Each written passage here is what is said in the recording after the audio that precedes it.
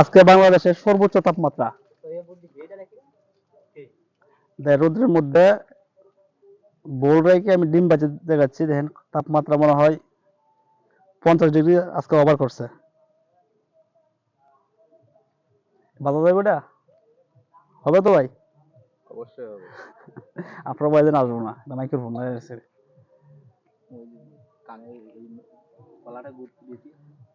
আচ্ছা, কতটুকু পরিমাণে তাপমাত্রা মুখে বলা তো বিশ্বাস করবেন না, তাই ডিম বাইজে দেখাচ্ছি।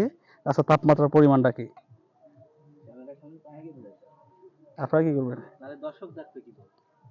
এই যে দেখেন, স্টিলের বোলের ভিতরে সরিষার তেল দিলাম আর 10 মিনিট পর্যন্ত সূর্যের তাপে রাখলাম।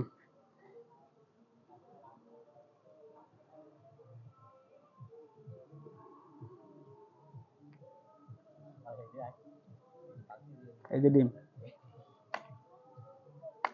দেখেন। আচ্ছা, তাপমাত্রায় জুতাটা বন্ধ করে গেছে আমার অবস্থা। শাহিন ভাই, দিব ডিম মেখে দেবো এখন?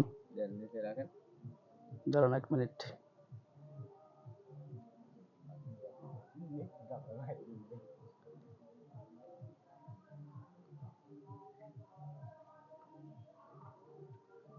ভাই যথেষ্ট গরম হয়ে গেছে, ভাঙ্গে দিই নাকি? বাজাবো তো অবশ্যই।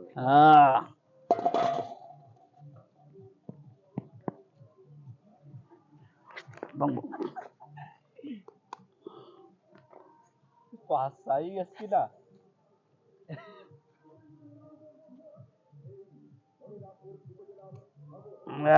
ডিম ভালো রে।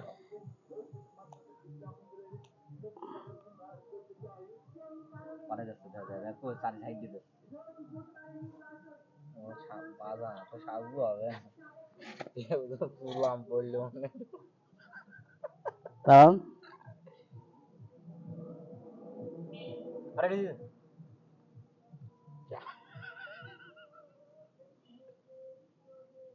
ভাই ক্যামেরা ধরে রাখেন আপনি।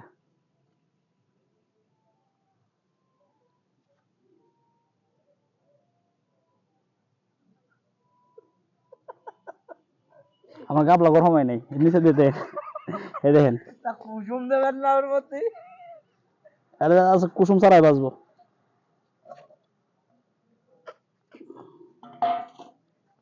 দেখেন অবস্থাটা গরম করে কয় কি হলো, ওই তো সাদা হচ্ছে হয় না তো?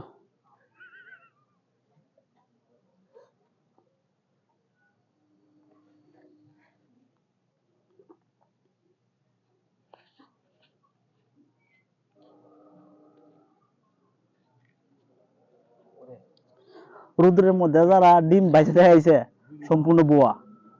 এই তাপমাত্রায় ডিম ভাজা সম্ভব না, ঠিক আছে? অনেকে দেখেছে যে রোদ্রের মধ্যে কড়াই রেখে ডিম ভাজা যায়, কিন্তু এটা সম্ভবই না। দেখেন এই যে ডিম পাড়ায় রাখা হয় না, আমি এই যে হইতেছে না। যারা রোদ্রের মধ্যে ডিম ভাজে ওরা চিটারি করে। ওরা কড়াই আগে বাসায় আগুনে হিট দিয়ে নিয়ে আসে, হিট দিয়ে নিয়ে আসে তারপরে ডিম ভাজে। এই তাপমাত্রায় ডিম ভাজা সম্ভব না, দেখছেন? এই তাপমাত্রায় ডিম ভাজা যাবে না। বলে কি খবর?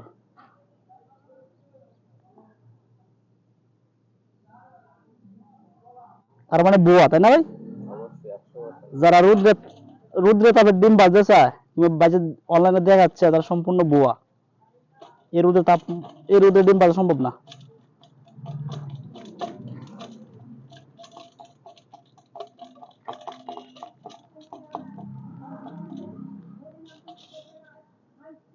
কি হলো ভাই?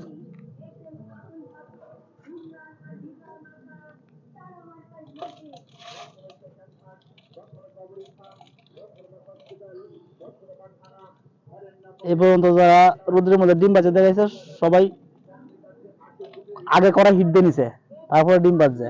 এই রোদ্রের তাপমাত্রা ডিম ভাজা সম্ভব না, ঠিক আছে?